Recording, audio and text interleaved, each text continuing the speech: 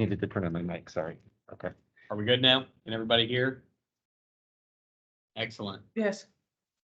We don't get to see anybody except for Ernie over here. I can reach over and wave.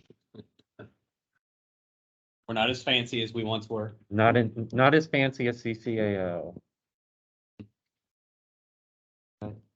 I'm gonna ask Matt to do a roll call here in just a few minutes, if you would mind. And just as a reminder, we'll talk about this in a second. I believe we have a new MAC member on the call-in, and then we'll talk about how all that works here shortly with the changeover in the first of the year and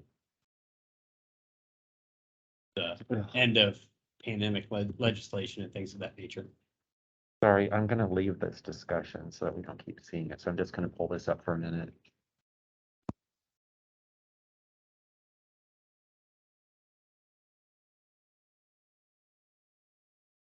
I can do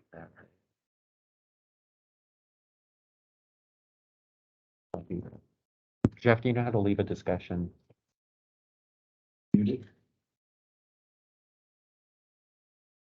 Is that what it is?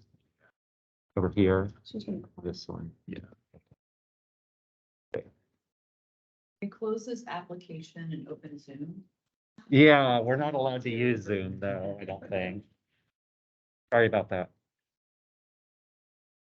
We're all in with Microsoft there, state level. Sorry, Michael. Okay. So can we call roll and get things started here this morning, Sure. if we would please? Okay, Chuck DeYonker.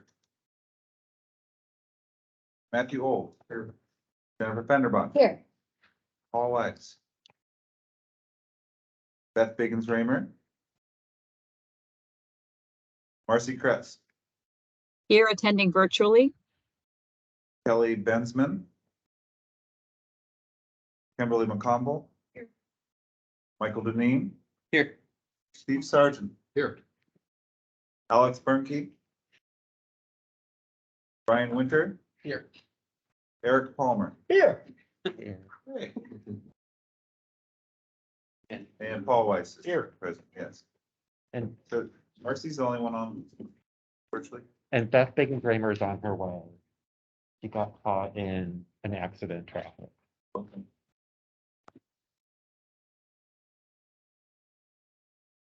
The quorum is present. Thank you very much, sir.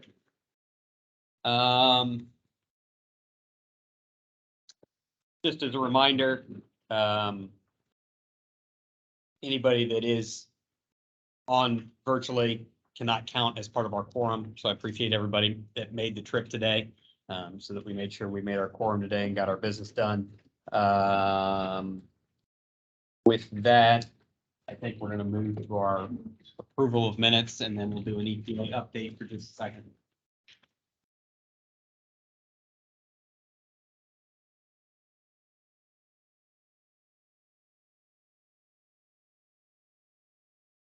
Hello?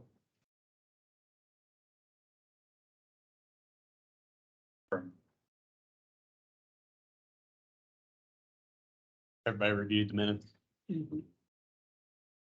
Any problems, discussions? Make a motion to accept. First, So moved. second. All opposed? Motion carries. EPA updates. Yes, so Staff update. yes, we have a new chief of our division, Nikki Lemon is here.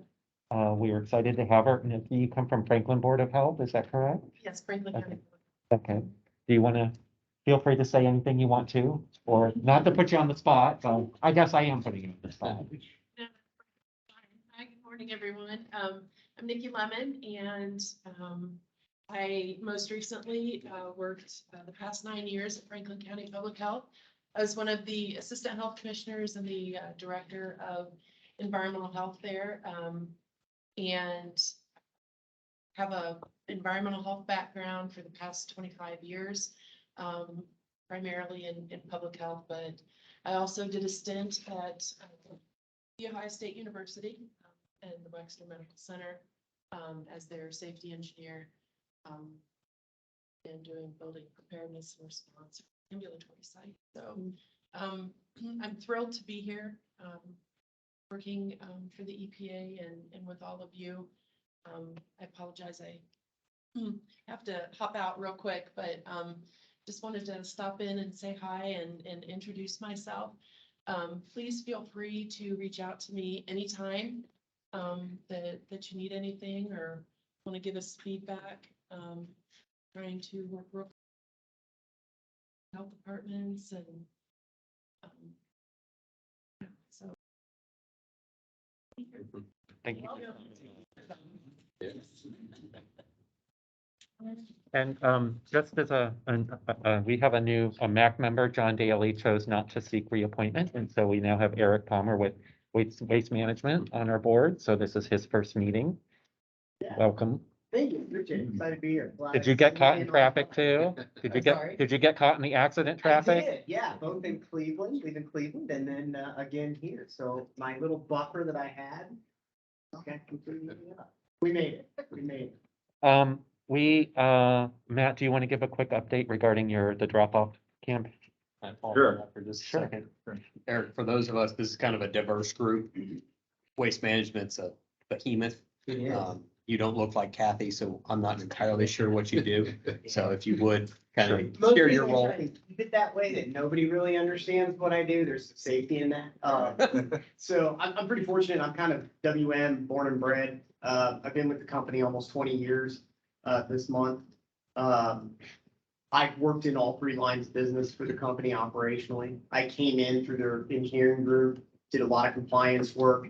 That's where I initially met Kathy.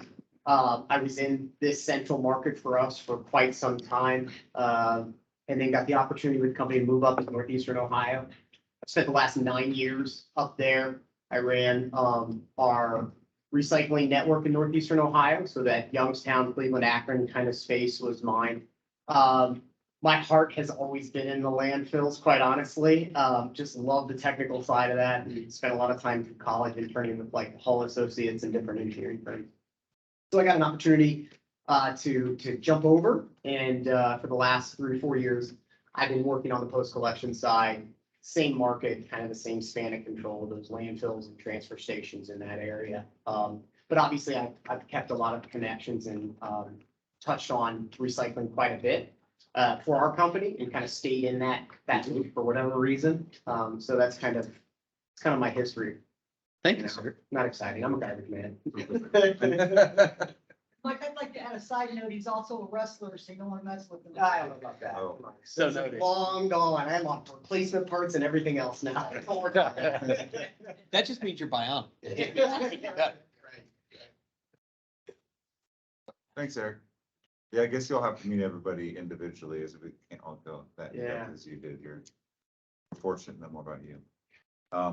So I am really glad to say that the drop-off contamination study is underway. We currently have a application portal open inside of ReTrack online platform through their municipal measurement program. I don't need to know all that, but communities, solid waste districts are all able to go in and apply for this. It's really fortunate that we can work with the recycling partnership to be on the implementation end. We did secure funding through the Recycling and Litter Prevention Grant Program, along with our industry partners, Waste Management and Rumpke have chipped in, and we're looking to get up to 4 communities. And we really want to just be getting the word out right now to everybody that's interested to do this. It does require some match funding to do basically educational campaign, including like staffing at drop-offs, interacting with people that are there to see how we can reduce the amount of contamination and dumping that's occurring at our over 1,400 locations in Ohio. It's a big problem. So we have a webinar scheduled for October 12th at 1 o'clock, I believe. You can find information on the Recycling Litter Prevention Grant page. I believe the link and everything is there. And I hope we should have all the reviews. The Recycling Partnership will do the reviews and bring it back to us, and hopefully have those communities selected by the end of the year so we can start implementation next year. and get some boots on the ground and try to develop some best practices. We did it for curbside and had overwhelming success. We're happy to be doing it for drop offs. And I also want to take this opportunity. I know Eric is here. At one point in time, he served on the Association of Ohio Recyclers Board with me. We are the state trade organization for recycling, and I serve on the board as well. And we have a workshop coming up at the zoo on October 21st. It's free for members. So you get up potentially up to free membership, lunch included.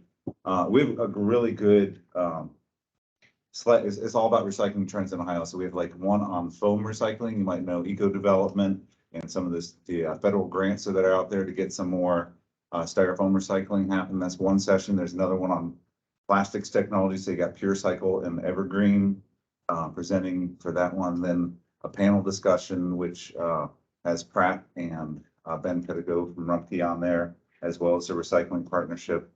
And we're really excited about it. It's just a one-day workshop up at the zoo. It includes free admission to the zoo. I think there might be an animal encounter around the lunchtime. And What day is this, Mac? October 21st. It's only $50 if you're a non-member, or if you want to join as a municipality, or as we do have municipal memberships. So you can potentially send multiple people from your group. Thank you. Thank you. So next up, we are working on a project with 4 of Ohio's paper mills on trying to figure out how to recover additional cardboard from within the state. Both the drop-off, anti-contamination, and this were state strategies in the state plan. So we have 2 meetings today and 2 meetings tomorrow to discuss with them potential options for what we can do in the state to get more material for them. So stay tuned. We'll have more to talk about with the next meeting, which is November 16th. And we don't have a meeting location yet. I'm going to try to get CCAO's office again. They seem to be booked up a little bit more this fall than they had been previously. So we'll try to get that one. And then just as another conference notice, the Ohio Association of Litter Prevention and Recycling Professionals has their conference on September 28th and 29th. So if anybody's interested in that, I can send you a link for registration. I think that's all of our updates, Michael. I guess I forgot to tell people that I am recording the meeting, and we'll post the recording after the meeting is over. So Michael, I guess we can move on to our first topic. So we have Nicole Voss, who's with Advanced Drainage Systems, who's going to give us kind of an overview of her company, as well as some initiatives that they have going on to try to recover more plastic feedstock for their process. So Nicole, are you on?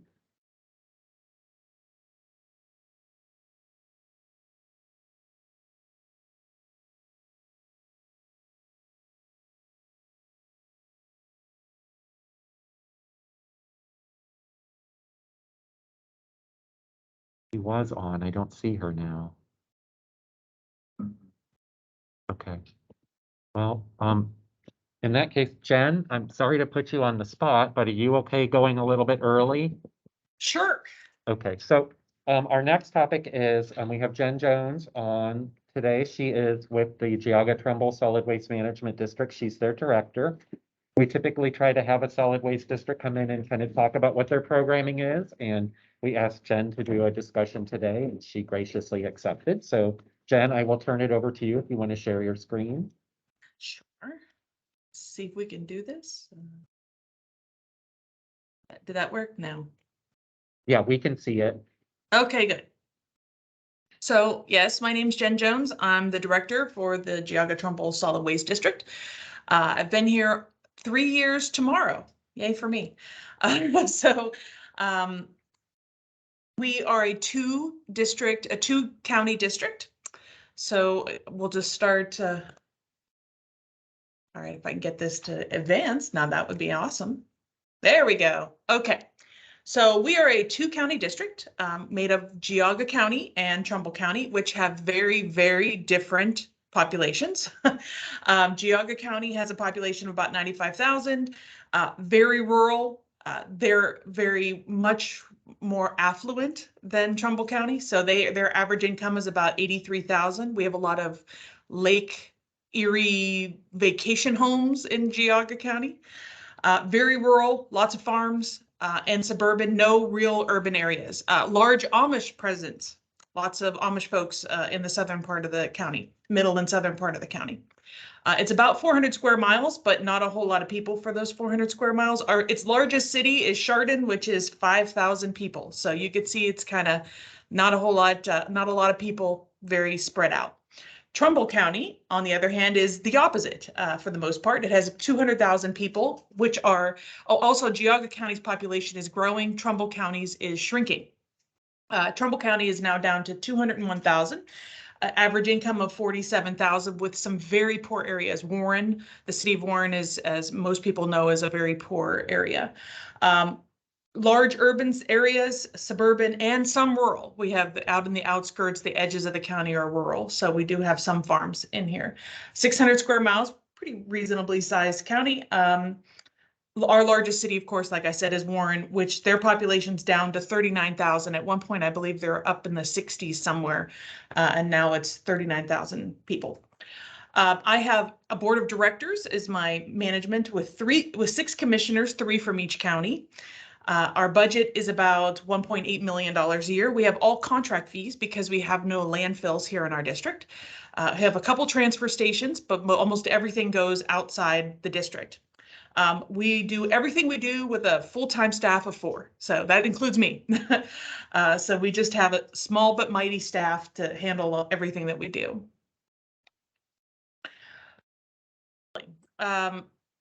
We have primarily drop-off sites. In Geauga, we have 14 drop-off sites. We do have 4 communities with non-subscription curbside, which is great, and it's growing. It's something in Geauga County that's recycling pretty much is valued much more than in Trumbull County, or more attainable because of their financial abilities. All residents in Geauga County have access to curbside recycling. They can pay through either Waste Management or Rumpke or a couple other smaller vendors, curbside trash vendors. They can bundle it with their trash and have curbside recycling. They have access. Trumbull County, different story. We have 30 drop-off sites, 6 communities, smaller communities with non-subscription curbside, and only 1 vendor offers curbside recycling outside of those areas. But they don't cover the entire county. So only parts of the county have curbside, and it's only the 1 vendor. Several communities have no drop-off sites and no access to curbside recycling. So they have to drive to a nearby township to use their drop-off site. So it's something, definitely a challenge in that area, in those areas. One of the major challenges with our recycling access is we have multiple MRF sheds, which is very confusing. So the southern part of Trumbull County is primarily Republic Services, which accepts different items than Ohio Valley Waste, which is that one curbside company that will offer curbside throughout the county.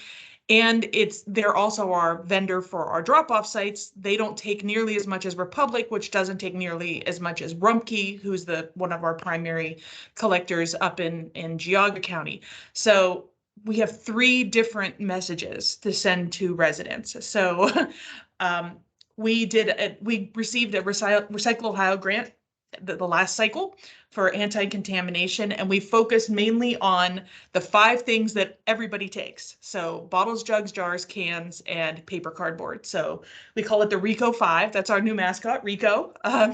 He has the big number 5 because that's the 5 things we take: bottles, jugs, jars, cans, and paper/cardboard.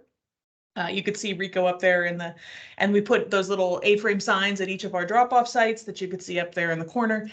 And Rico reminds everyone to recycle correctly. So Rico is recycle correctly. Get it?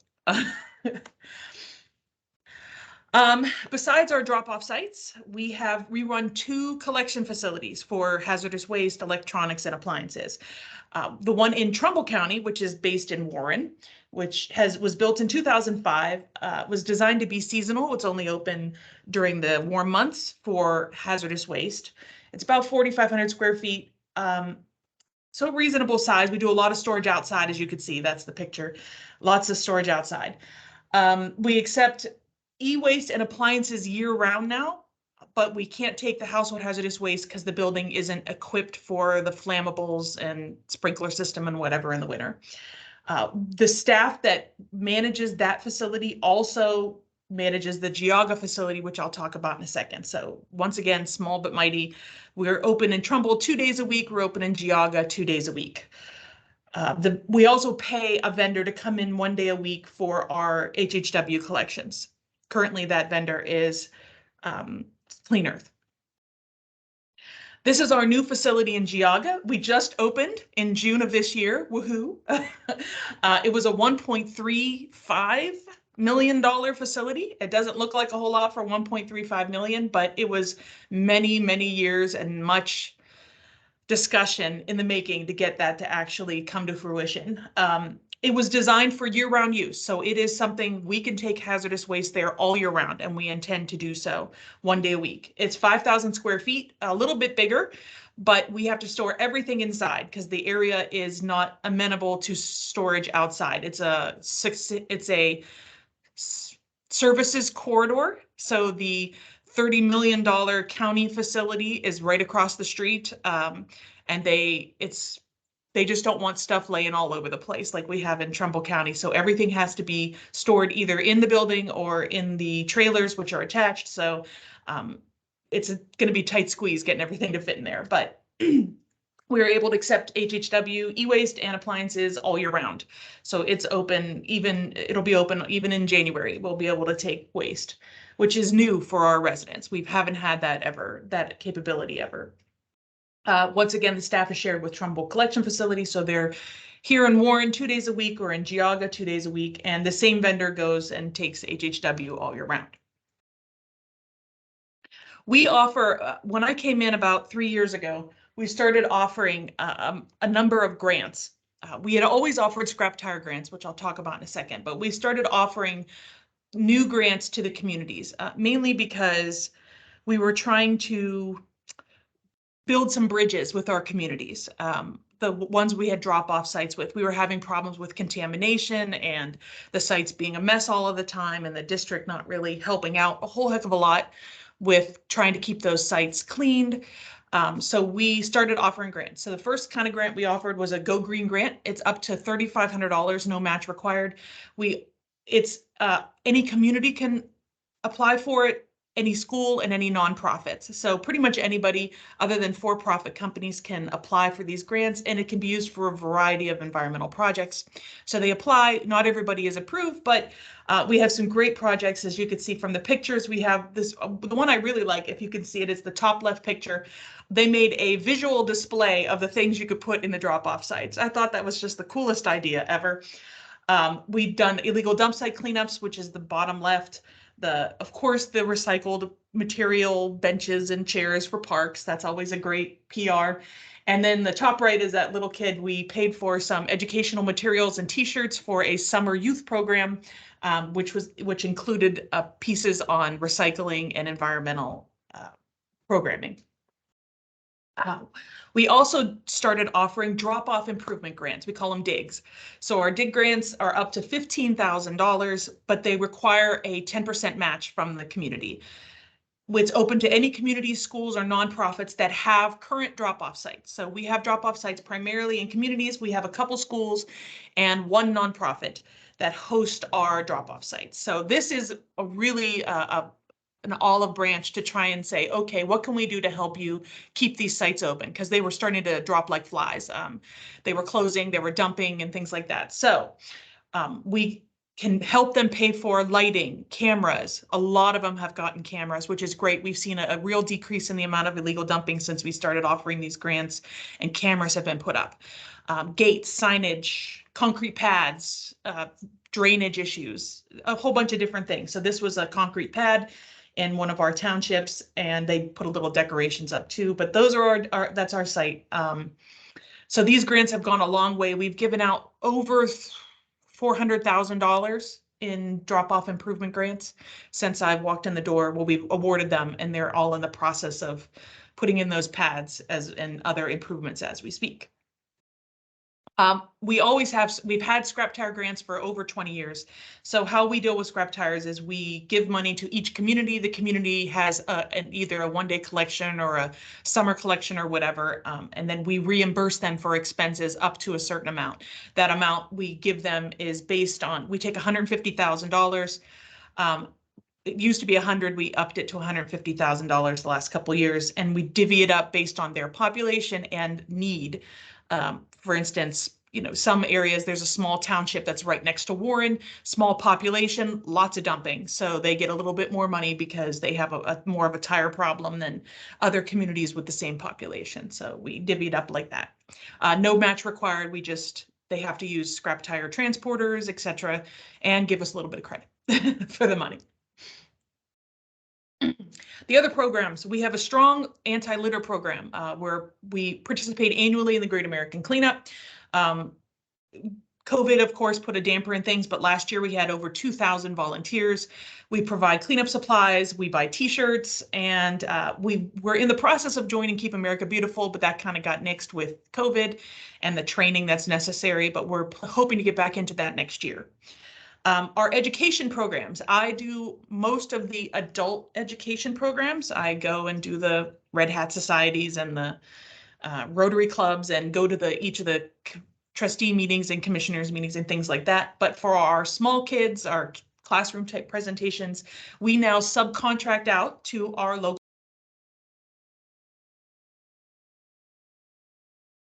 last month. We're working out the kinks, but they are going to be taking over our educational piece for the schools, which will free me up to not have to go and teach little kids, kindergartners about pumpkins and things. So that's how we handle our education with our small staff. Next step for our district, as I think it was Matt was talking about foam recycling, we got a foam recycling grant. One of our state representatives approached us with a request to start foam recycling in Geauga County at the new facility, gave us a grant for that out of the state budget. And we also applied for a foam recycling coalition grant, which we were just awarded last month. So we're going to start collecting foam. We're looking at what we're pretty much going to get. We haven't signed a contract or anything yet, but we were looking at this foam cycle program where you buy this shipping container, drop it on the site, and it densifies the foam, and we send it to places like Eco Development. I've already been in touch with the people in Mason down near Cincinnati, and they could buy it from us or a number of other places. So that's something we're hoping to get up and running by spring of 2023. It was a little bit on hold just because we had to get Geauga open to the public, period. It took us much, much longer than we had anticipated, but finally it's up and running now. And so we can go to phase 2 now that we have the actual building up and running. Also next year, we have to go out for bid for our HHW contract and our drop-off site contract, our two biggies. Our drop-off contract is about $650,000, $700,000 a year. I'm anticipating that's going to go up significantly next year and dreading it. Our HHW contract, we usually spend about $150,000 to $200,000 there, but we've seen some significant increases in that this year.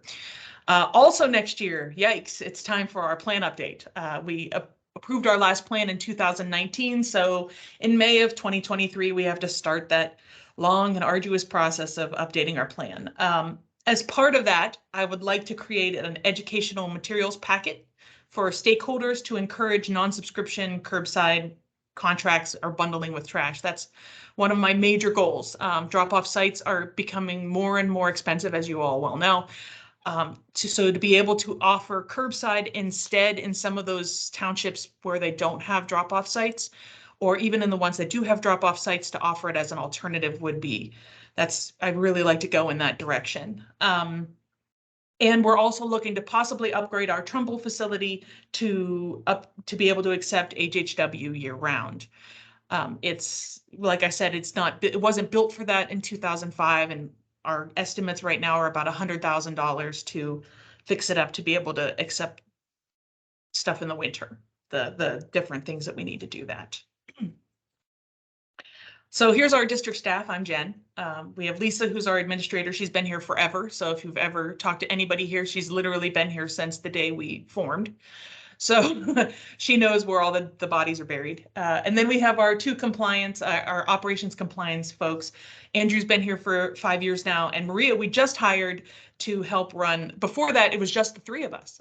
We were able to thankfully hire Maria, and she's helping to run the two separate facilities every day, the 4 days a week.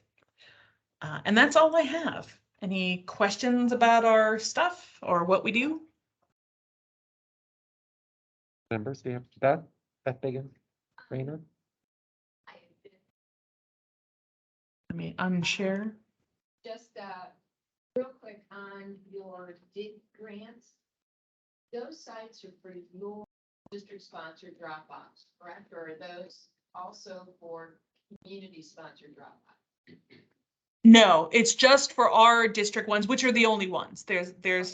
Yeah, if the only drop-off site recycling that happens in my district is, those are our bins. So it's basically to help people help us to be able to offer those and keep those sites up and running and not have as much illegal dumping as we had in the past. Jim, this is Steve, I'm sorry, go ahead. Steve Sargent, just real quick question on your electronics. Do you charge the resident, for example, for a television that's brought in? How do you handle that? No, our board has decided that everything is free. That might change down the road. Right now, honestly, the newest contract we got with our e-waste was actually better than the last contract. I was pleasantly surprised. So the TV disposal has not been that much of a burden. We spend, I know we have, I say this so flippantly, we have, we spend about $200,000 a year on electronics disposal. Some people don't even have that as a whole yearly budget, but no, we don't charge anything. That might change for HHW in the near future. We've had to stop taking latex paints and do other things to try and reduce our HHW costs, but we don't charge anybody anything. Everything is free. The people who take tires at the communities, they don't charge to get rid of tires. We don't charge anybody who comes to our collection facilities for any of the materials we accept. Thank you. Thank you. Jennifer Fenderbosh, Municipalities. Can you talk to us a little bit about the non-subscription curbside? So some of the communities, especially in Geauga, have, let's say it's a small village, like Aquila Village, it's 500 folks, and they go out to bid for everybody in their area to get trash service from the same company, rather than having an open market where anybody can pick any trash guys to come to their house. So they go out to bid, they get one trash hauler, and they bundle in curbside recycling with that trash hauler. Those are the areas that have curbside recycling in the small port areas that we have. Or in Geauga County, almost every hauler in Geauga County, any trash hauler, offers curbside recycling as an extra add-on. So they pay $40 for trash, and then for an extra $5, they'll get curbside recycling as well. That's offered to everybody in Geauga County, but it's more difficult for townships because they don't have that government structure to allow them to bid out. They'd have to create, from what I understand, I'm learning this is all going to be part of my next year thing, to create a trash district and then bid out trash for everybody in a township. Because some of our townships, it's only 2,000 people. So it would make sense for them to get one hauler rather than having 6 haulers going up and down their streets. So they haven't formed a coalition then? No, we haven't formed, no one has formed a coalition. Right now it's strictly the cities and the villages and the people who have that government structure that allows them to go out to bid like that. We have other questions from members? Jennifer, it's Kimberly from Conville. Just excited to hear about your possible expansion of curbside to some more of your townships. Do you have just a rough cost estimate of what you might need? And are you planning to seek an EPA grant to help with that? And I hope you do. We don't have I attended a recent, the Making the Case for Recycling, and I have that new app or whatever it is to try and guesstimate how much these things cost. I am looking at grants to help maybe subsidize through the recycling partnership and those, of course, my brain is going where they help you pay for the bins to start the carts. My brain's, but I'm looking at grant funds to try and do that and even apply. I looked at Recycle Ohio grants to help with some of the startup costs, especially for the city of Warren. The city of Warren doesn't have curbside and they have municipal trash services. So they're going to need a huge influx of cash if they ever want to offer curbside recycling, because they have city trash guys picking it up. So they'd have to go out and buy trucks and all kinds of other things. So I have been looking at that, but no, I don't have any numbers. But when we're ready to move forward with somebody, yes, absolutely. I'm going to look for any kind of grant assistance or whatever I can find to make that happen. Other questions? Jen, I did have a question for you. I mean, you have so many drop-offs in your 2 counties. Do you have a feeling for what your contamination rate and what you're collecting is? Has anybody measured that at this point?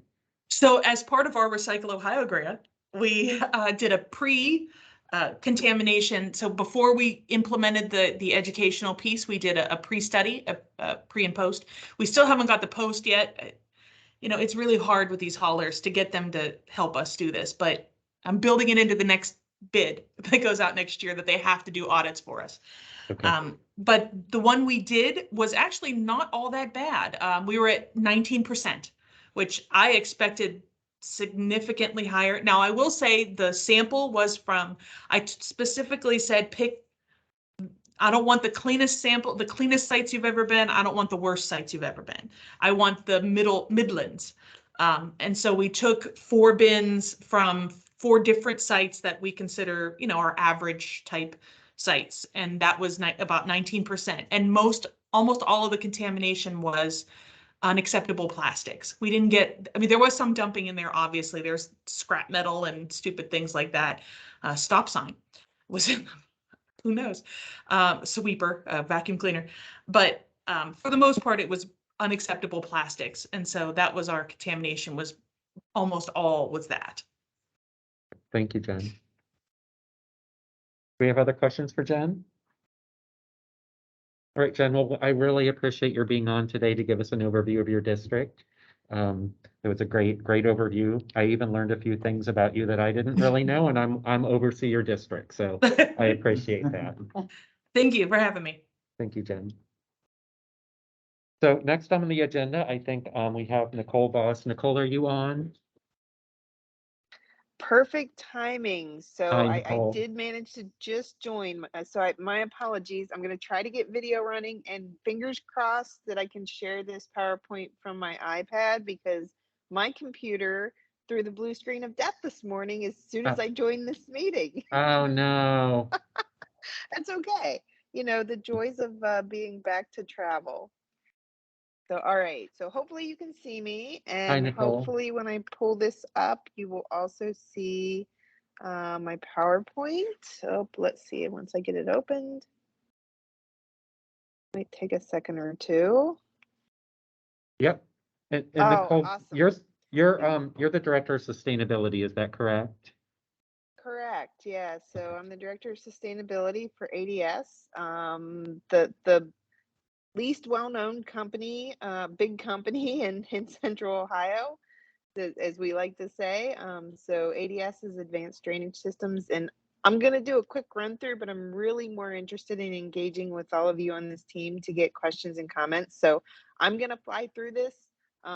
Obviously, you know, when I get through it, if we have questions, we can definitely run through those. We can see your presentation too, Nicole, so we're good. Perfect. So at ADS, we rebranded about a year ago, and as part of that rebranding, we took a close look at, you know, we do stormwater management. Well, what are we really about, right?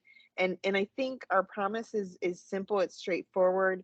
It's about protecting the world's most precious and, in my opinion, undervalued resource, right? Water, while also contributing to not put negative impacts to the environment and the communities we live and work in. So, you know, this kind of is the focus of everything ADS does. We have 3 pillars. Our pillars are community, recycling, and water. So, you know, in line with our business, it just makes good sense. This gives you a high-level overview of what our company does and has achieved. I will say that the thing that's not on this page that I'm most proud of is we are now the largest plastic recycler in North America. We used nearly 650 million pounds of recycled plastic last year. We only got to take credit for 600 because we had an acquisition, and investor relations is real touchy. But if you count everything that acquisition did, it was 650 million pounds. So that's a lot of plastic. And it's about 60% of the total resin we use to make our products. So, a significant amount. And there's a bunch of other achievements across the screen. They kind of speak for themselves. The amount of pipe we have in service today around the world, 12 plus billion linear feet, which is just another astronomical number. Somebody said, how many times around the globe is that?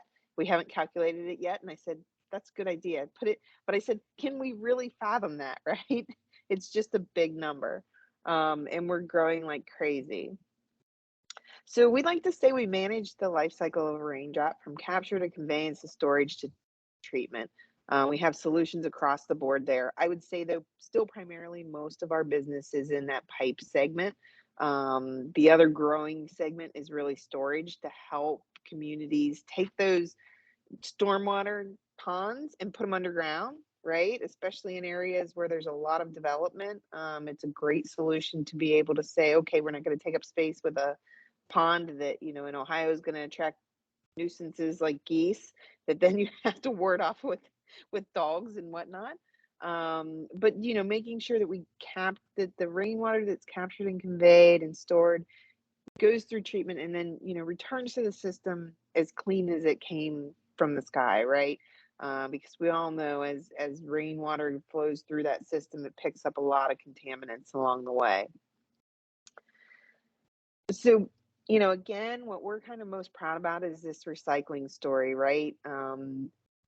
In fiscal year 22, we recycled 29% of the recycled pigmented bottles in the United States. So that's a big chunk. Your Tide bottles, your shampoo bottles, your butter tubs, those are all high density polyethylene, and that's what goes into our pipe. And we're working through the recycling partnership to increase equitable access to recycling, right? Because if we look at the market today, I'm about ready to show you what our 10-year goals are. And if you look at the market today, our 10-year goal will consume more than the total available amount of HDPE in the recycling market. So we have a big incentive to increase recycling rates. Otherwise, we're not going to be able to hit our recycled goal. So we basically do a lot of our recycling internally. We're vertically integrated. We buy post-consumer and post-industrial scrap to convert it back into plastic pellets to then be extruded into our product. And it's a really, mechanical recycling is the most efficient means of recycling that type of plastic without taking it back to the components like we see some of the chemical companies working on projects to do today. So we're very adamant and we're working very closely with a lot of the chemical companies to make sure that we're doing recycling right? We're making that circular economy work for everyone in the way it should work for everyone, and that we're not taking easy to recycle stuff and taking it through unnecessary processing. We also have a little bit of an advantage in that the pigments and color in plastic when it's recycled, typically a recycled pellet comes out gray. Our product is black. We add carbon black to the pipe as a UV inhibitor since it sits above ground before it goes in ground. It prevents the plastic from degrading before it gets buried. So we can deal with the color. It doesn't matter that it starts as a gray pellet. Whereas in some industries that are more consumer facing, that may have more of an issue with the recyclability of the plastic. This just gives kind of our fiscal year 22 highlights of what we achieved. Again, I think we're making great progress in a lot of different areas. The two that I think I'm most proud of are the recycling area and then our focus on promoting diverse workforce, right? I came out of the chemical industry. We all know the chemical industry has a diversity issue. They're about 28% diverse across the board. Building and construction manufacturing, even worse, closer to 17%. So we have a lot of work to do, but we're headed in that right direction, starting with our board and working their way down throughout the organization to make sure that our company looks as diverse as the communities we operate in. And then this is another one of my babies. So our 10-year goals are centered around the reason in our tagline. Our reason is water. So obviously we talked about the recycling. We're looking to nearly double from our 2020 baseline and get to 1 billion pounds of recycled material used every single year by 2032. The procurement team was not happy when I announced that. They said, Nicole, are you crazy? That's the whole size of the market. There's no way. And I said, you know, we're going to work on partnerships and we're going to figure it out. And I believe there's a way. So it's a big, hairy, ambitious goal, but we're going to get there. And they're working really hard to get there. Science-based under environmental impact reduction, science-based targets in line with 1.5 degrees C. Question I always get is why not net zero? We had that discussion at the executive team level, and 1.5 puts us on the right trajectory. It will require us to hit 100% renewable energy to get there because we have a large fleet that we operate. We don't use a lot of natural gas in our plants. They're more electricity intensive, and we have a large fleet. And today, the options that exist for large fleets don't work for us, right? So an EV truck doesn't have nearly the range we need to be able to drop at a pinpoint at a construction site or in the middle of a farmer's field. So we're working and watching very closely the development of the hydrogen fuel cell market because we feel that will be a better solution to reduce the emissions from our fleet. In the meantime, we do manage the fleet very carefully to reduce trips and make sure we're doing smart routing and smart packaging and nesting of pipe where we can to increase the loads that we ship. Because if you've ever seen one of our trucks with a drop side trailer, we ship a lot of air, a whole lot of air, right? So making sure that we're efficiently shipping pipe is important to us. On the accountability side, so the biggest thing here is, you know, increasing our transparency, but also pulling our suppliers into this journey with us. So we're going to launch a supplier sustainability program. And, you know, we can get to coverage of 50% of our suppliers with essentially 9 chemical companies supply 50% of our raw materials. The other 50% of recycled content comes from over 500 different companies, right? So right there kind of gives you a view, a snapshot into how fragmented the recycling system is in the United States. It takes 500 companies to get to the same amount of material as it takes that we get from 9 chemical companies. You know, so we continue to really push that as well. And we buy from anyone and everyone. We buy from other recyclers. We buy directly from material recovery facilities. We buy from brokers across the board, right, to feed our plants and make sure we get material. Under social purpose, we talked a little bit about the diversity, equity, and inclusion efforts. We also have an ADS Foundation that was launched 2 years ago. So their pillars are the same as ours, community, water, and recycling. So we continue to work through the foundation to give grants to, you know, nonprofits that support good work in those areas. And I think we're getting ready to announce a big one. We've announced a partnership with the Sustainability Institute at Ohio State.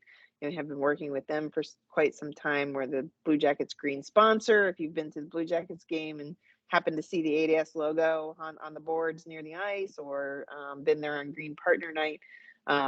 So that's a unique partnership that we've developed. And there are many more like that. We're part of the Rapid 5 project here in Columbus. Trying to think. I mean, they run the gamut, but we're involved in a lot of different things around the community. Oh, and we're partners in the Smart Columbus partnership as well.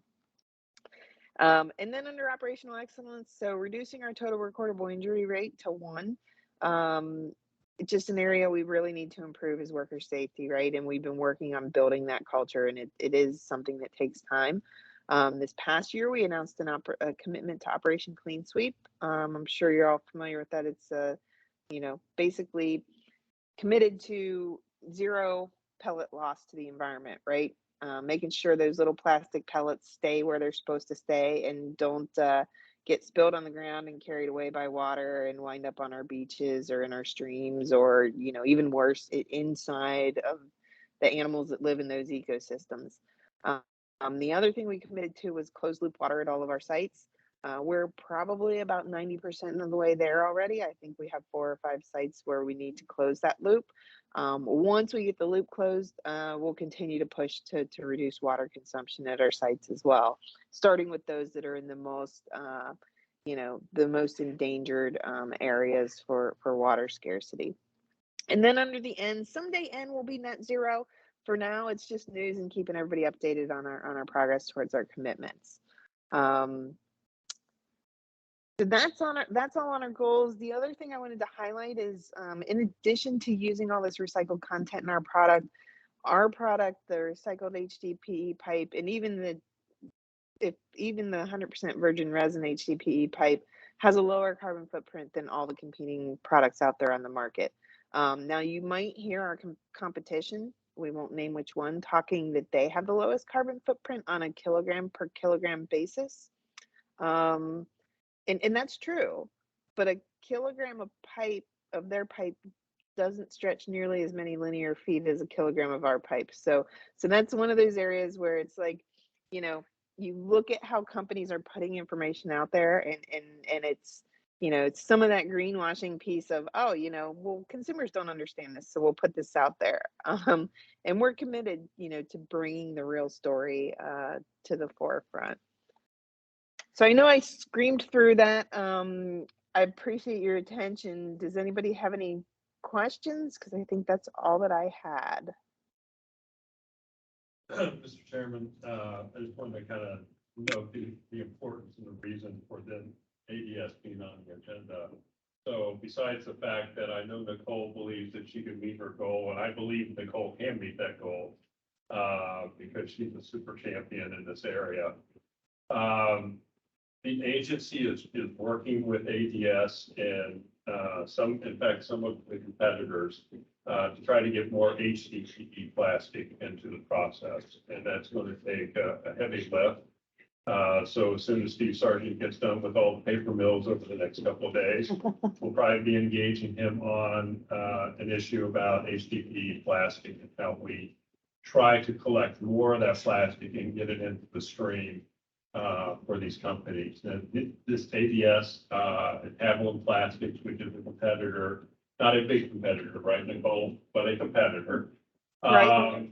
Of theirs, are both grantees of ours. And thus, I always like to say when I was starting the grant program, listen, we don't just give you money.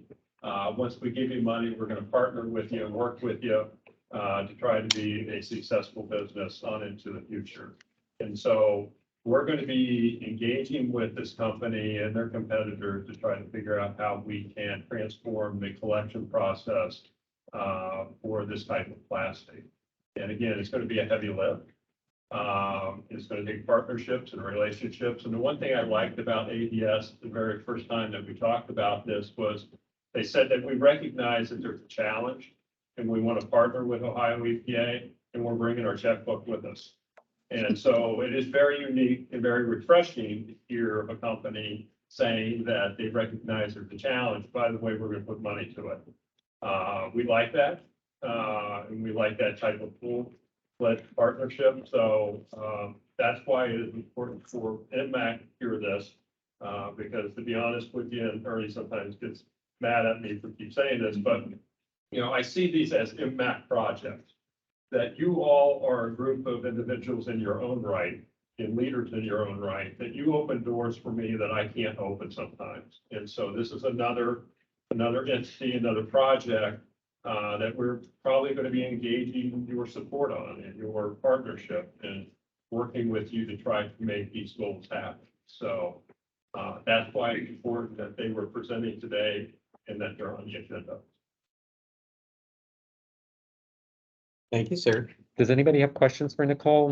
I'll leave it open for questions, and I know you had some discussion you wanted to have as well. I'll ask a couple of questions if nobody else has any. Do you know, Nicole, what kind of capacity you have available to take additional material in the state of Ohio?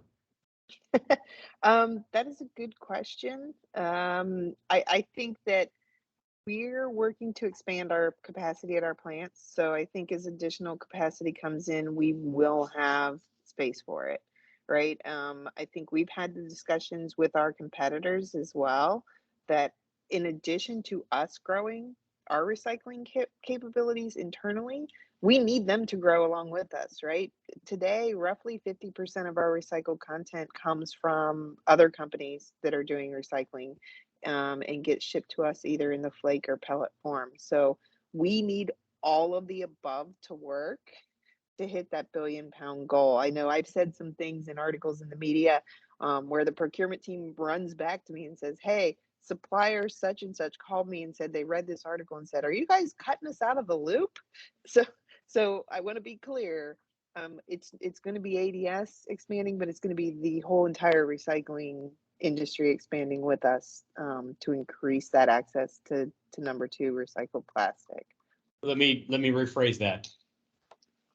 Ignore the recycling industry and all that kind of good stuff.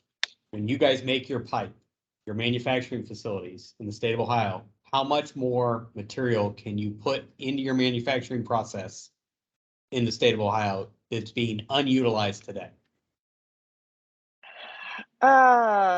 So we have, so there's two issues there. One is the recycling plant in Pandora, right? And the other are the pipe plants in Finley, and in London. I would say today, none of those are running at full capacity from a recycled material, standpoint. I know we run as much as we can through the Pandora facility, and Pandora tends to be more post-industrial scrap. So there is a possibility that if we get more post-consumer scrap in the state of Ohio, that would be processed, in our Clarion, Pennsylvania facility.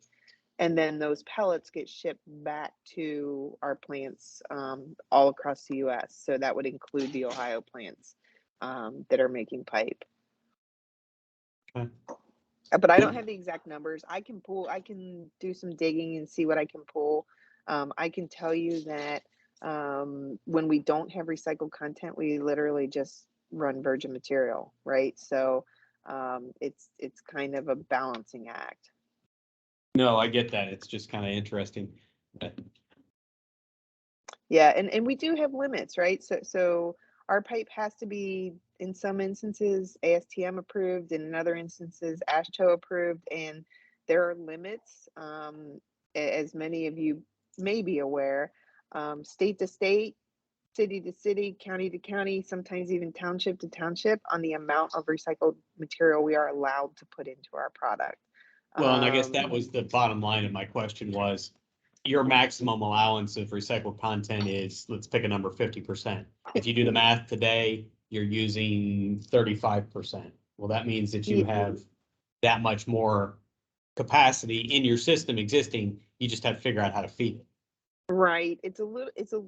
I could probably run through and do that. We do have a higher percentage on some of our ag drainage pipes, so it gets a little complicated on mix of products, because we can run both types of products on the same lines in some cases, right? So that's where it gets a little bit iffy on what is our exact capacity to get the material in, but we can definitely take a look at it. I know that there was no bulking that we could use 1 billion pounds a year of recycled material if we could get it. Okay. The bulking was, we don't know if we're going to be able to get that amount of material. Operations said they could definitely use it. Beth? Along that same line, Nicole, what is the split between, what's the percentage split between post-consumer and post-industrial? You know, those would be different sources of, recycled material to feed into your product. What is that split? Is it 50-50, 60-40? So today, yeah, As so of today. today that's about 60-40. So about 60% is post-industrial scrap and the other 40% is post-consumer. What I can tell you is we do see that our post-industrial streams are getting smaller, which makes sense, right? Companies are trying to reduce waste, and even if that waste is recycled, they want those numbers to be lower. So, I would project that 10 years from now, we'll see that flip the other direction. That gives us some idea of, you know, which areas to pursue. Yeah, So- absolutely. Nicole, Kimberly McConville here, representing the private sector, day job, beverage industry. So obviously, we're very focused on PET recycling in my neck of the woods. I'm delighted that you all are trying to crank up the HDPE recycling. Just wondering if, your company and your competitors are dialed into closed loop partners? And if you aren't, why not? So I would tell you that, first, you know, I think closed loop partners is really looking at bottle to bottle, right?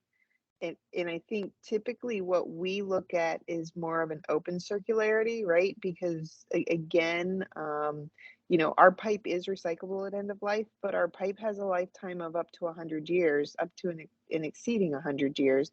So we're a business that started in 1960. Most of our product is still in the ground. And we haven't yet had the chance to recover that. So for us to go full closed circle, we would have even lower recycled content today if we were to take that approach. The other advantage we have is, you know, when you're trying to use recycled content in a consumer goods product, you have to take the dyes and pigments out of it, right? So if you're trying to go Tide bottle to Tide bottle, unless you have a total closed loop on only collecting Tide bottles and turning them back into Tide bottles, you're going to have problems meeting that color, that iconic brand color in that bottle, right? Which we see in a lot of the HDPE applications. You don't see a lot of clear, other than milk jugs, you don't see a lot of clear HDPE applications because it doesn't lend itself to a totally clear plastic anyway. So we haven't engaged with closed loop partners. You know, maybe it's something we should be considering to talk about to them about, you know, how do we look at more of this open circularity piece of it? Because the plastic really does give our pipe an advantage. We have watertight joints, whereas the competing products can move and shift and separate over time. And that really is a you know, a benefit when you're dealing with stormwater and you don't want leaks and you're under roadways and you don't want potholes, et cetera, et cetera. But yeah, I'd be open to talking to you more about closed loop partners, right? I mean, I think it takes all of us to be able to solve this problem of circularity, right? Because it's not going to fix itself. And my only concern with any bottle to bottle bills is we have a hard enough time convincing the general public to put recyclables in a recycle bin. We're only capturing about 28% of recyclables today.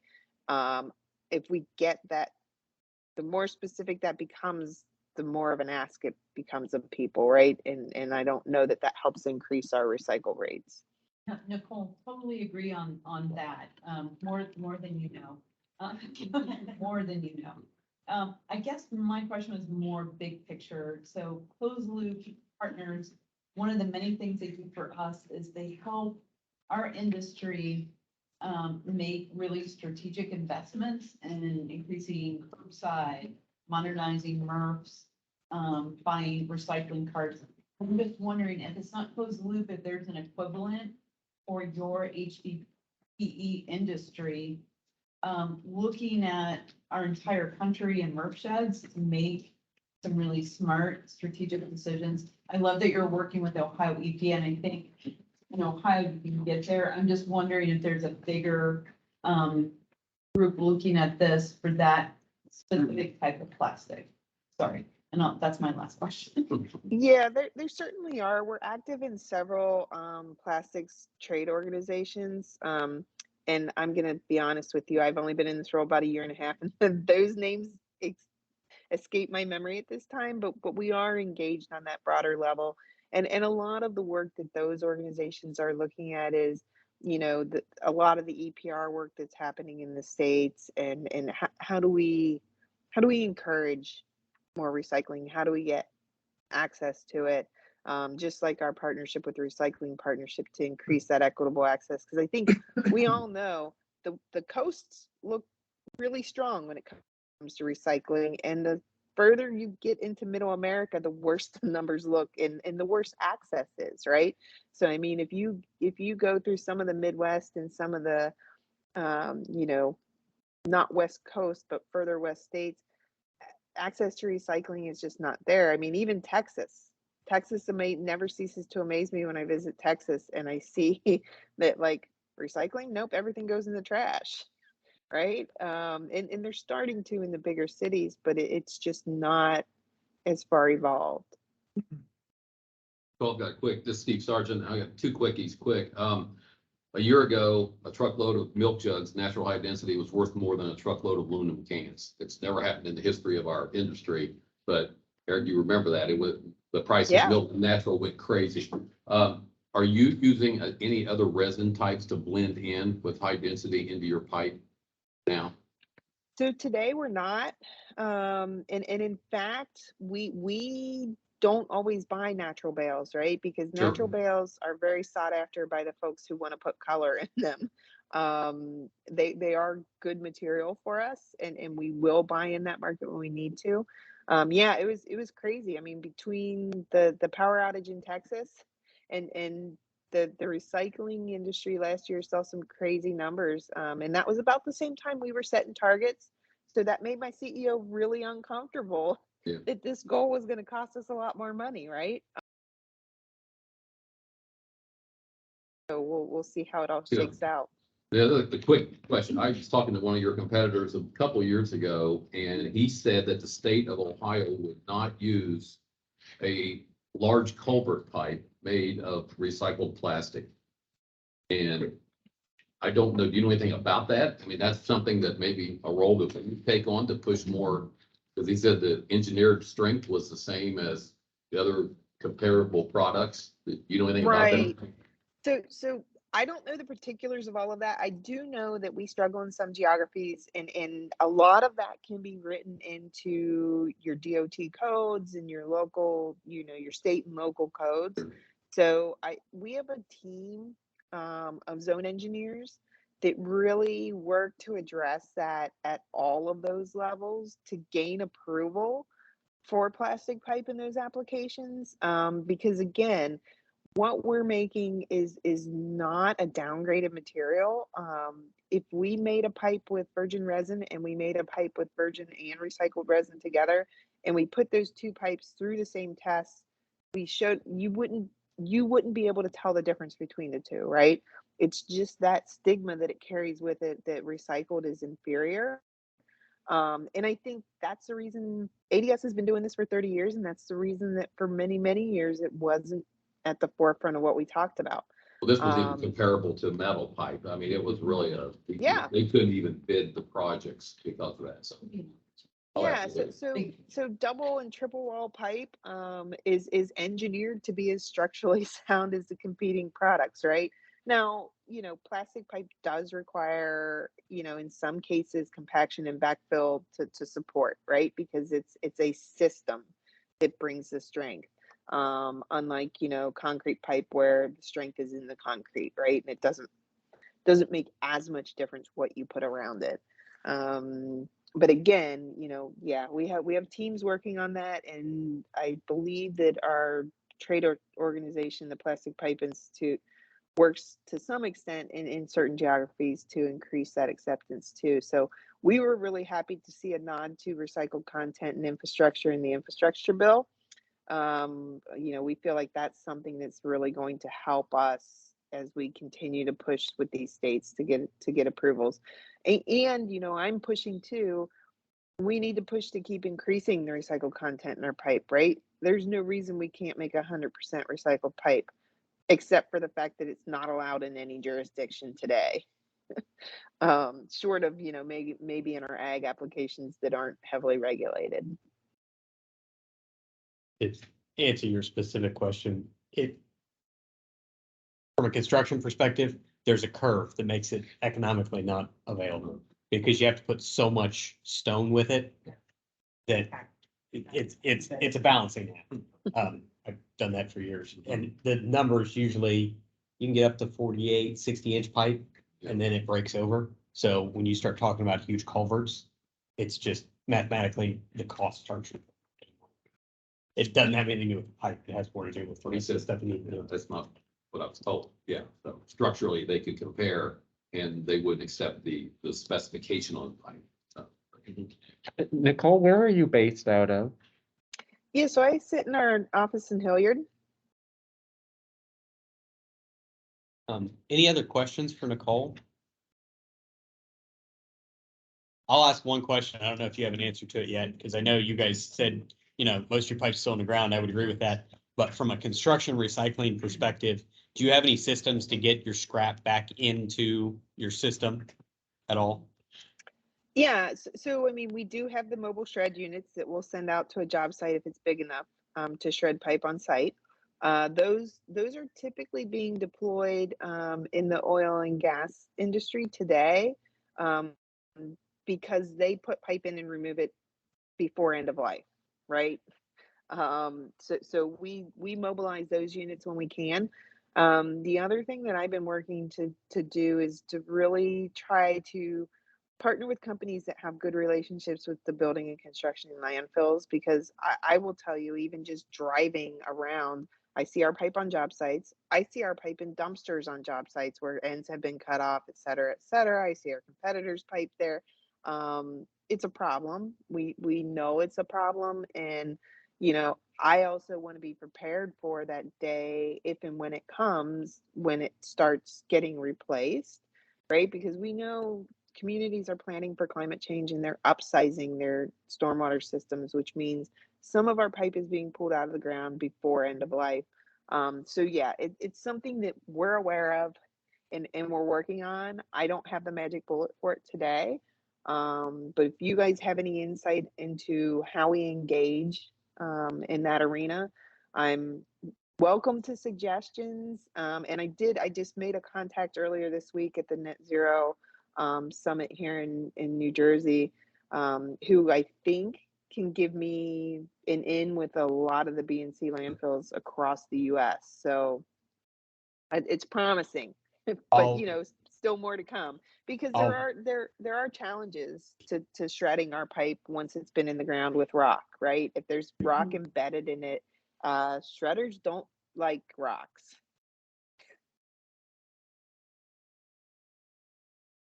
Shredders do okay with rocks. I will get your contact information. I formerly sat on the board of the Construction Demolition Recycling Association for the US. So they have a large presence, and most of the recyclers across the country deal through them. Nice. Primarily independent small businesses, because that's what that industry is. So I can get you some more information and some contact there for the executive director and the board. Perfect. That would be great. Yeah, because I think, I mean, we would love to have our pipe back. That's the highest quality scrap we can get because we don't have to do anything to it but melt it, pelletize, and re-extrude it. Thank you. All right. Nicole, thank you so much for being on with us today. No, thank you all. It was my pleasure.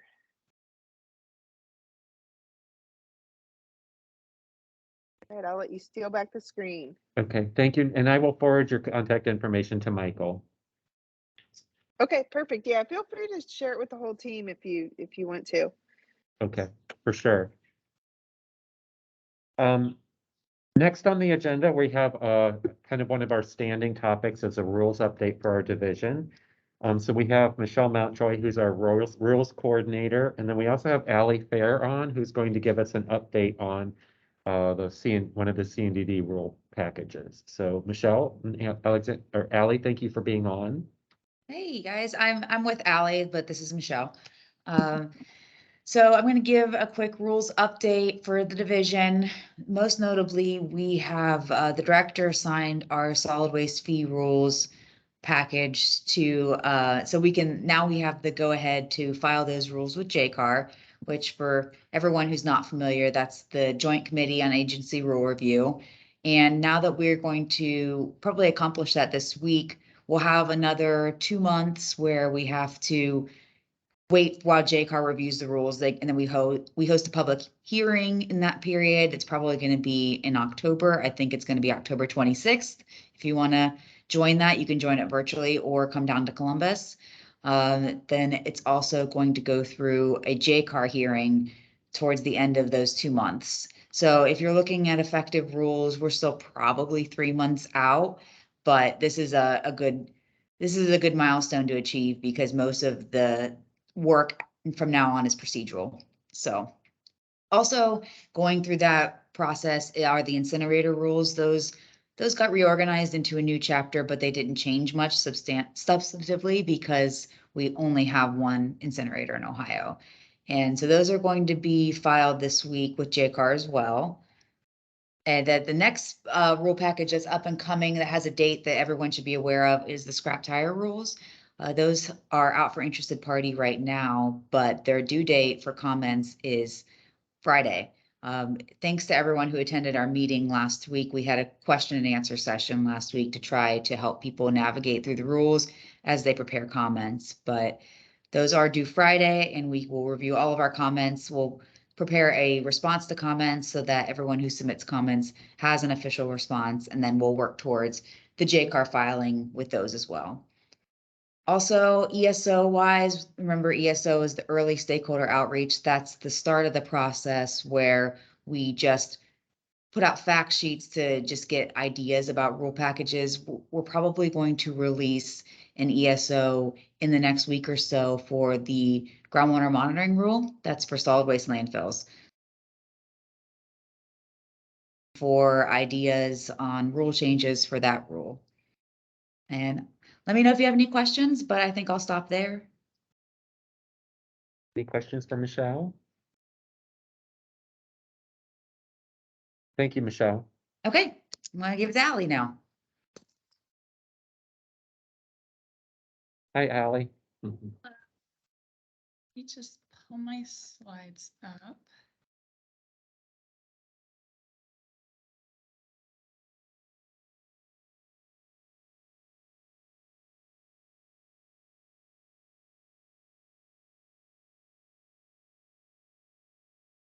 All right, can you guys all see that? We can. Okay, great.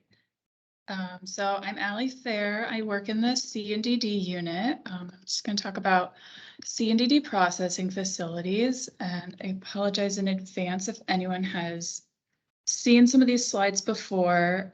We've been doing a lot of talks and a lot of outreach. So if you've been to one of those previous talks, some of this might look familiar.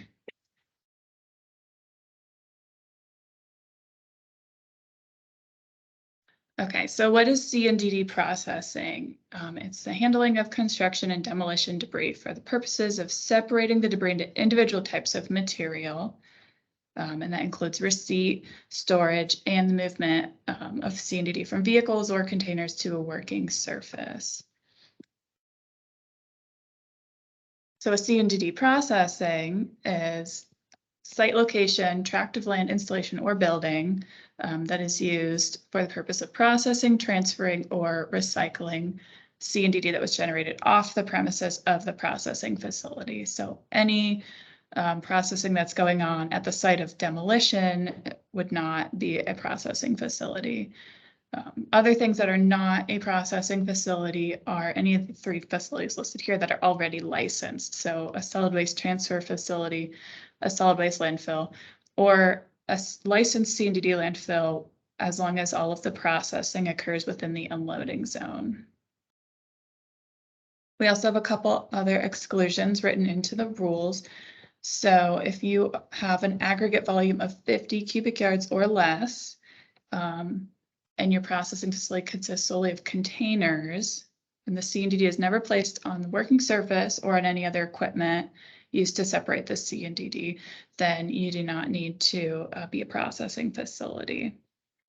And additionally, if your facility only has portable containers of C&DD and they're not stored for more than 7 days, then again, you are not a processing facility. So the same site can use either of these exclusions, but you don't have to meet both of them at the same time.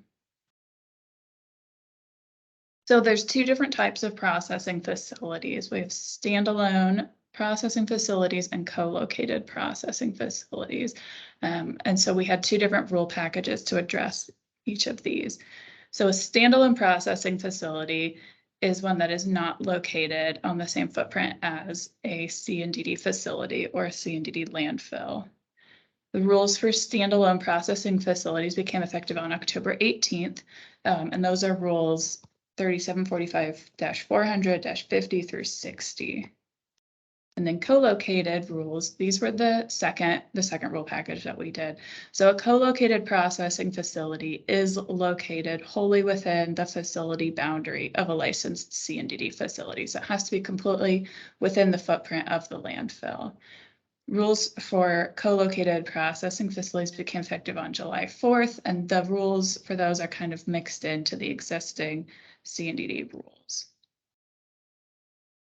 So permitting and licensing requirements are different for the different types of processing facilities. A standalone processing facility needs to have a PTI, and the PTI will last for 5 years, and they also need an annual license.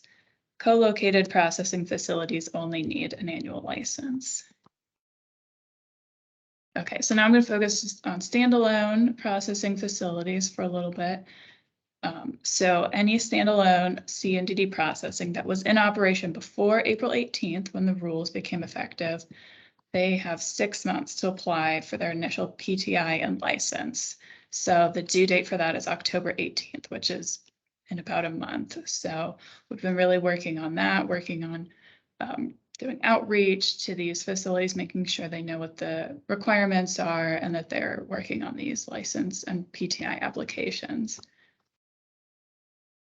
And then just a little bit about what those applications look like. The PTI application for a standalone processing facility, it has an application fee of $1,000. It needs to include a processing facility design plan, and that has to be signed and sealed by a professional engineer registered in the state of Ohio. There also needs to be a fire prevention and response plan that just goes through what kind of fire equipment they have on site, what are procedures for responding to a fire. It also includes notification to the fire department, the local fire department. And then they also need to have a draft of the financial assurance mechanism. So it doesn't have to be executed or funded yet, but they do have to have a draft of it to show that some research has been done to determine what mechanism they're going to use. In addition to that $1,000 application fee, there is also a $2,000 issuance fee. And then the license application for a standalone processing facility has a $100 application fee, and then they need to fund the financial assurance before the license can be issued, which is a little bit different than other DMWIM programs. And then they also need to provide information about a certified operator. And there also is a possibility of using an interim operator for up to a year if they don't have a certified operator yet. And then there is also a license issuance fee of $650 in addition to that application fee. Okay, so now we're going to go to the co-located processing facilities. So co-located processing facilities that were in operation before July 4th, which is the date those rules became effective, they have to apply for their initial license by December 31st of this year. So the C&DD facility still needs to have their license application in by September 30th, as usual.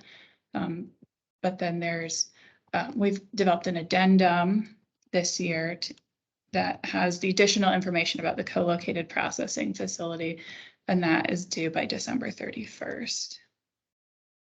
So the license application addendum includes an application fee of $100, certified operator information, the construction design plan. So this is very similar to the construction design plan that is part of the landfill license application, but there are a couple of additional things that need to be included for the co-located processing facility. We also need a financial assurance cost estimate for the additional financial assurance needed for the processing facility, and then the fire prevention plan. And then in addition to the $100 application fee, there is a $650 license issuance fee. So on our website is a lot of all the application forms. We've got guidance documents. We've got some recorded webinars. There's going to be more webinars, all of our contact info. Hopefully anything you need, answers to any of your questions can be found there. We do have we have a lot of additional outreach plan, but just a couple to highlight. October 6th, we are doing a webinar very similar to what I just went through, but that goes into a lot more detail about the applications. And then on October 7th, we are having a meeting with our local health departments who have a processing facility in their jurisdiction. We're just going to kind of start the conversation about how we're going to, the expectation for reviewing these applications and the process for issuing them. And then this is all contact information for the C&DD unit. Aaron shares as supervisor, and then myself, Ann, and Barry work under him. So if you have any questions about anything I've talked about, you can reach out to any of us. Any of us could help. But does anybody have any questions right now? Questions from members? I'm not seeing any, Ally, so thank you for providing us with the presentation and the information. We really appreciate your being here. Welcome. Next on the agenda, again, is another one of our standing updates. We have April Stevens here, who's the supervisor of the Recycling and Litter Prevention Grant Program, who's going to give us kind of an update on where the program stands. Hey, Karen. You're We're welcome. waiting for, I've got a few flags.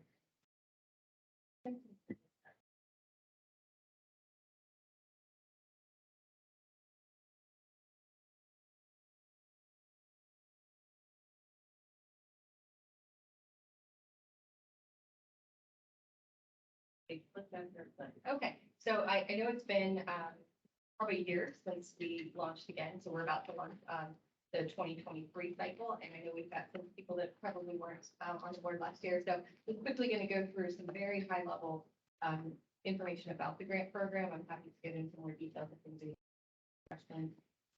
But the Recycling and Litter Prevention Grant Program has 4 different grant types. Our community and litter academic institution, higher. Eligible applicants are government, and that includes other state agencies, cities, counties, and solid waste management districts and public and private K-12,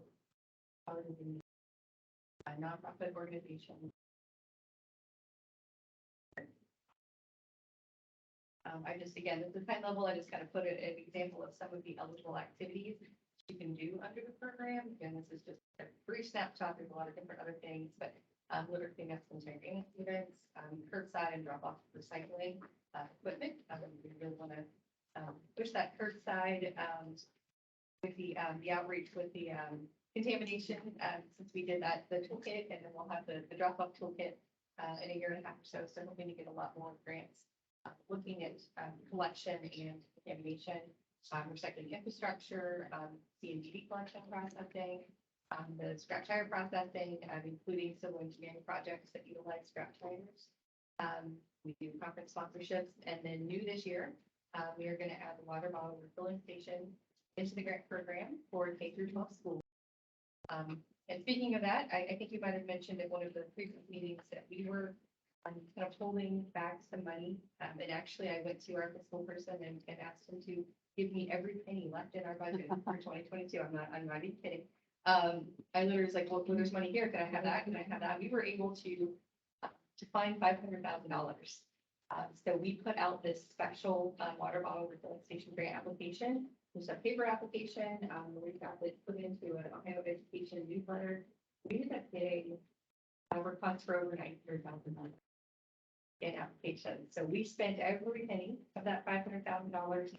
Again, it was to put the refilling stations and then any related outreach and education. We didn't ask for a cash match. We asked that they make sure that they got installed and maintained. So the match was you have to put it in yourself or maintain it, but we'll pay for 100% of the equipment. And that was for public and private K-12 schools. We gave up to 500 or 5,000 per school or 10,000 per district, and that ended up being over 200 schools that we put, or that we are giving grants for water bottle repair. The money is going out as we speak, so hopefully, get a good, great response to next time about 6 months, I'll be understanding how many of those have been installed and have some pictures where we have these smiling kids with their reusable water bottles, getting those refilled. And again, we are adding that to the online grant application for 2023. So 2023, starts, it's hard to believe that November 7th will be here any minute. So it opens on November 7th. We're going to be doing a webinar on the 8th. We'll do another one in January. I don't have a date for that one yet. As we always do, we will do a draft application review. We cut that off 2 weeks prior to the applications being closed because we need time to review those. But my team will review a draft application, give feedback. We're anticipating it being highly competitive. No talk right now on the additional spending. We are working with our fiscal to get a permanent spending authority increase starting the next biennial budget, but that starts in 2024. So we are asking, we've collected quite a bit of money in our accounts, so we're hoping to be able to spend a little bit more every year, just like we did in the last 2 years.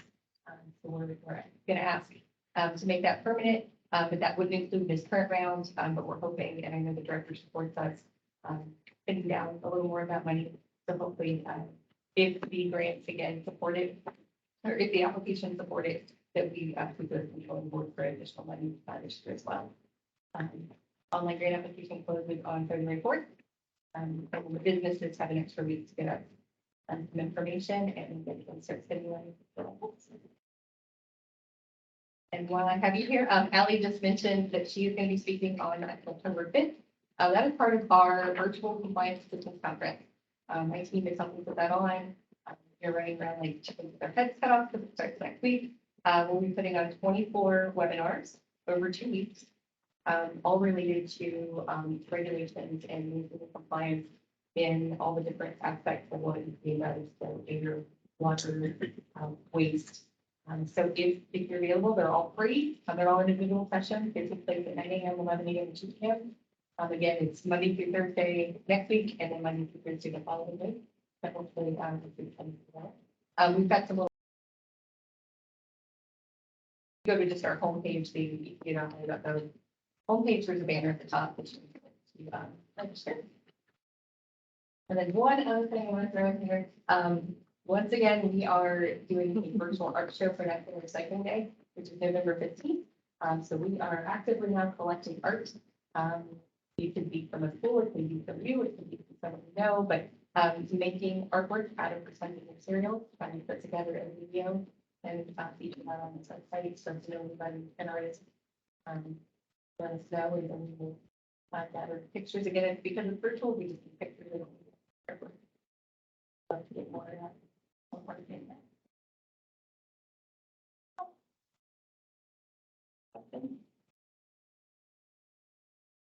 I don't remember if we asked you this before. Would it be beneficial if we supported your additional funding request? It could never hurt. Sometimes it's supporting, and we've been, the directors on board, are, you know, chief of officers on board. We haven't had any pushback. We have the funding. The money's there, we just don't have the ability to spend it. But I'll let you know, we won't have this conversation, we give it until early spring, once you know what applications we get. Okay. We want to make sure we have justification, you know, as you, normally we're getting about $7 million in requests with the grant program, and that would include, you know, the additional things that we might have planned. That water bottle station, again, that would be extra 500 that we used from last year's increase that we asked for. So, you know, because we don't fund, if there were maybe $400,000 we asked to come back, you know, that's more money than we would normally get. So hopefully we'll be able to get that. And again, our leadership is on board. So how we can help. Thank you, April. And next on the agenda, we have Jessica, who works with April. She's been heading up an effort for kind of compiling what's going on in the state for Recycle Right. That was one of the state strategies, and the state plan was for us to try to help communities and others with recycling right messages. And so Jessica's going to give us an update as to where we are on that project. might have received a survey that we sent out a couple months ago now. So I'll just quickly go over the results, and really what I'm interested in today is getting any input or feedback that some of you might have regarding recycle right efforts in the state. If you have any ideas on how we can improve those efforts, if you're in need of better materials, more webinars, things like that, is what we're interested in gathering some input on today. So again, just quickly going through the survey, this is what the survey looked like. Again, just defining what recycle right meant in terms of a recycling campaign in their community. We asked for the individual to fill out their name, position, and their solid waste management district. The survey asked different questions about recycling right campaigns if they had one. We also asked if they utilize the recycling partnerships materials online, if a solid waste management district coordinates with their hauler processor, things like that, to get a good idea of how recycling campaigns are going on throughout the state. We ended up getting 37 responses from 2 different cities, 1 collection service, and 54 out of the 88 counties responded. And so this is just a breakdown of what the answers were to having a recycle right campaign. So yes, somebody has previously run a campaign. Yes, they currently have an ongoing campaign. No, but they are actively putting on a campaign or working to put on a campaign, or no, they have not run one and they're not actively working on one. This is the same question, just broken down by the different counties. A little difficult to see if you're in person here, but I'm sure you can send out our slides so you can get a better look at the county breakdown. But again, with that same question, that's if they have a recycle right campaign. The question regarding if you coordinate your campaign with your hauler processor, luckily 71% of respondents said yes, which is great. It makes it a lot easier when you're working directly with the people that are taking your recyclable goods. We also asked the respondents how they disperse their recycle right information. So this chart just is a breakdown of the different methods that people use to disperse their recycle right information. So whether that be online through the web page, tweets, LinkedIn posts, things like that. We also asked how often this recycle right information is being sent out.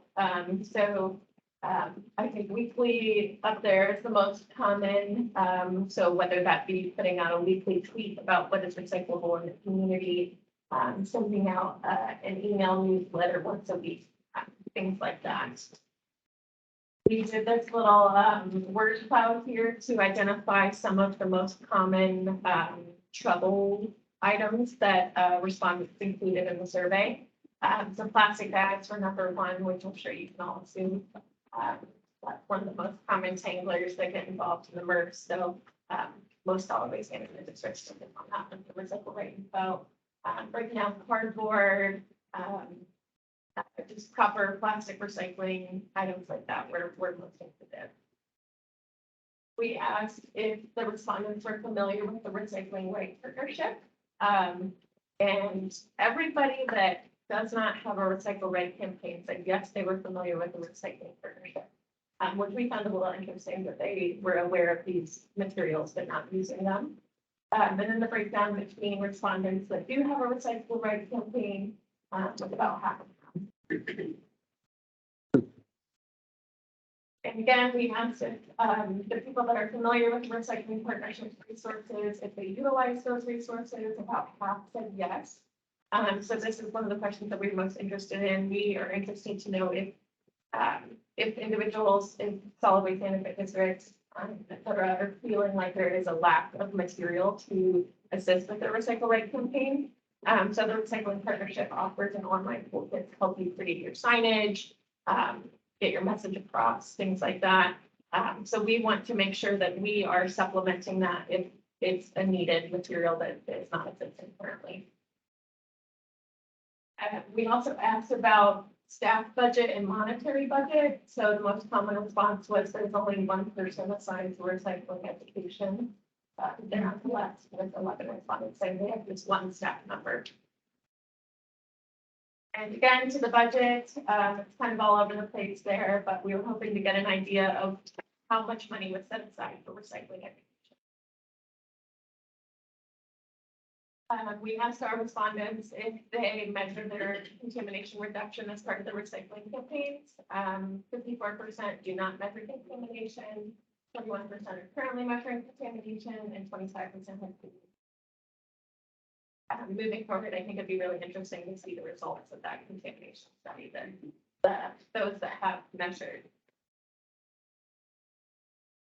So again, what I'm just interested in getting from you all today is if you're familiar with any holes in the recycling materials that are provided to you, if there's anything that's lacking, if we can provide additional toolkit supplies, more webinars, hosting events to have solid waste management districts come together and chat about what works best for them.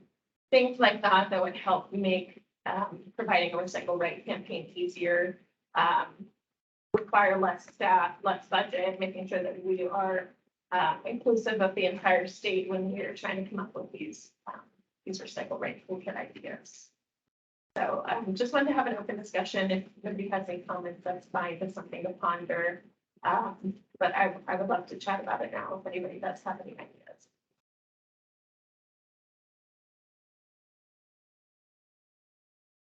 Marcy, Beth.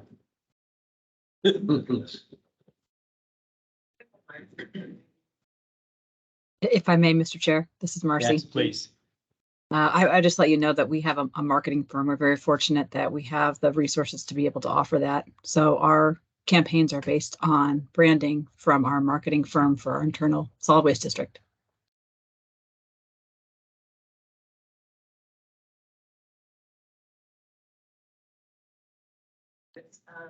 Okay. So, well, for years, the County Solid Waste District had a toolkit that tried to create that was all encompassing for all of our communities within the district. And we are serviced by 4 MRFs in our area. And as time has marched on, the materials collected and processed by those MRFs have changed, one, as have some of the end uses of those materials, and that has become more of an issue with folks in the communities as to, what is that material? Is it being recycled or is it being reused? So, different spectrum. So we've just launched a new website, which we've taken the toolkit and we've identified 2 tiers of items. The first of which is things that are ubiquitous throughout all the United States. So your cardboard, your paper, your steel, that type of thing. And then and this came out of, we did a really extensive MRF survey earlier in the year, which I think I mentioned at one of the prior meetings. And that's how we help to kind of make that delineation between the primary level and then the secondary level. And the secondary level is specific to, the haulers. I can go far, but so we've adjusted our website and the toolkit. So when you click on your individual community, based on the most recent MRF survey, it populates the primary and then it'll populate the secondary for that community. And then their materials all print out that way. It's created the template that puts it in their community. So our overall arching kind of district look, instead of, cycle right here, it's still going to be, empty, clean, and dry. We're going to show the primary level, and then we're going to say, check with your local community, you may be able to recycle these additional items. So that's kind of how we've gone to trying to assist our communities with the ever developing. Thank you, Beth. Are there other questions for Jessica? Other input to provide? Yeah, I Jennifer. have a question, Jessica. Were all of the solid waste management districts contacted with the Yes. survey? Yeah. So Jim Lim, that provided their contact list from all of the solid waste districts. I believe communities were also put on there, and I might be more familiar with on the list.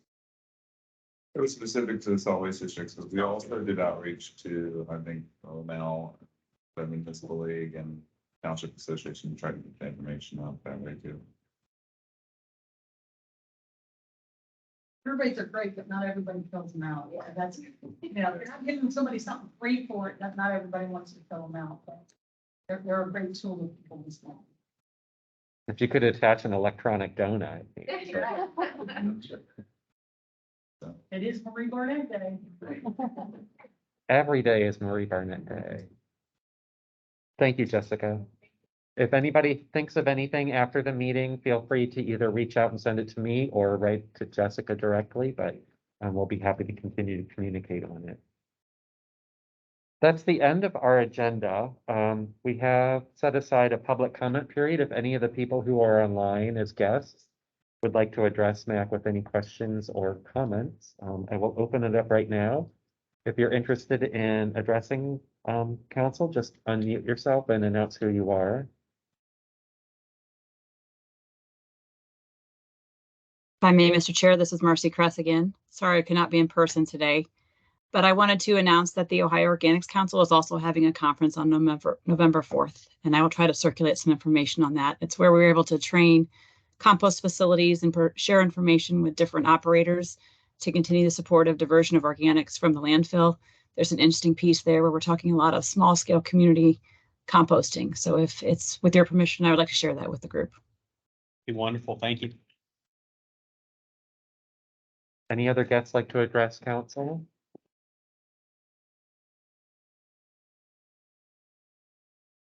If not, Michael, I guess I'd like to talk a little bit about the upcoming agenda.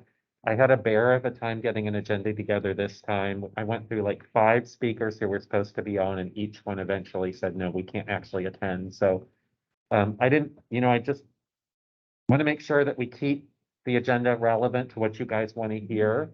And so if anybody has any suggestions, anything that you're interested in, let us know, or speak up right now and let me know so we can look into it for the next agenda. I apologize that this last agenda came out so late, but it's because we had such a hard time getting speakers. So are there any topics that's on anybody's mind at this point?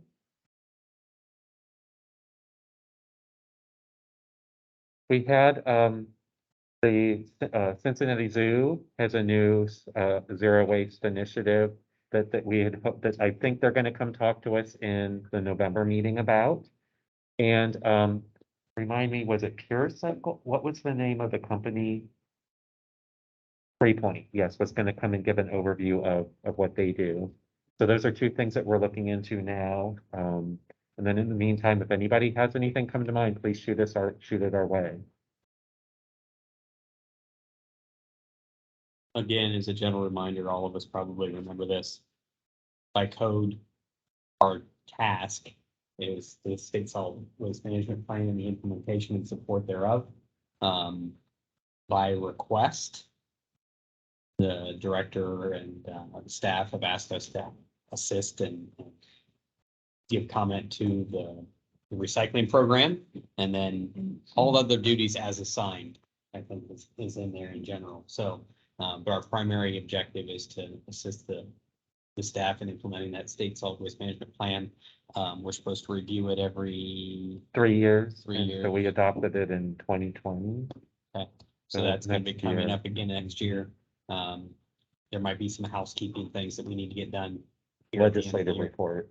Legislative report, officers and things of that nature will probably be on the agenda for next session. Do you all, is it beneficial to have a solid waste district come on and kind of present each time what they do? But we can probably line up somebody else to come next time. The one thing that has always been my goal participating here is to not make sure we run over some of this information, circle back on some of those pieces of information, make sure that we try to take action if we can. I'm really intrigued by the ADS connection, being as they're locally headquartered here. I think that is something that we as a group might benefit from drilling down into and trying to work with Nicole a little bit more and Chet and the rest of the team to try to make sure that we support that idea, that concept. Because I think it has a huge benefit for the state of Ohio. The goal has always been to, at least my goal anyways, has always been to support that infrastructure that already exists, so we don't abandon it, and help it grow, which is going to benefit our communities the best. So, we'll work towards maybe circling back on a couple of those things on our next meeting to make sure we don't just keep running forward and learning new things and not making rubber meet the road, because I hate it when that happens personally. So we'll work back towards that. And if anybody has any other, ideas and things like that, then we can talk about. I know working back on the contamination reduction grant stuff is huge priority, because I think that's going to benefit everybody going forward. And I believe we had City of Cleveland also on potentially, correct? Okay. We're talking about their new curbside program.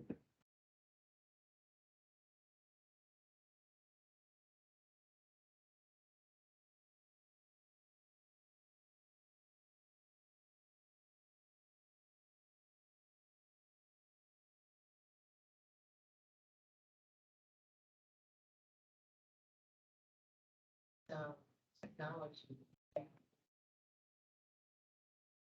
Cycle collection parts that vendors out there. I understand some of the prices are over that where they're taking, of course, everything has GPS on their collection trucks, but kind of notes the, location that recycle bin or cart is being lifted. It's AI, where it's constantly learning, oh, this is eminent, they're generated into a postcard, and the postcard is sent then to the person that directed. And it, we looked into it, we got some sticker shock. And the installation price for one of those systems. But then again, we had sticker shock weeks ago when we were looking at the track. So, knowing that we don't seem to be making huge leaps and bounds for everybody running out and saying, oh, an enforcement officer, who can recycle everything. Just for future agenda, if we, again, maybe tie that back to, possibilities of another way of contamination reduction, whether on the public sector side or private partnerships. Private side. So. Yeah, Mr. Chairman, we're actually bringing that issue on the work group. I know the private sector has already been involved in this type of camera system, identification, and all that. We had been approached by health companies now and waste district, and so we're kind of vetting that a little bit more. But we'll probably be putting it on the agenda, future agenda for that. Be bringing some folks to the table to talk about systems. And one thing we kind of be aware of, we don't want to do sales pitch here. We want to talk a little bit more about the technology, hopefully some areas of the state or at least surrounding us that they've implemented this type of technology, get some data to the table, talk a little bit about the approach on. But it is definitely viewed as an opportunity, a long range, more permanent way to approach contamination as we continue to do projects and continue to use people and their money to be stressed. We got to actually have something more of a permanent nature to say, if you do this, then hopefully this type of technology will lead to the education and awareness necessary on an ongoing basis. It will continue to be a problem. With technology, maybe assistance.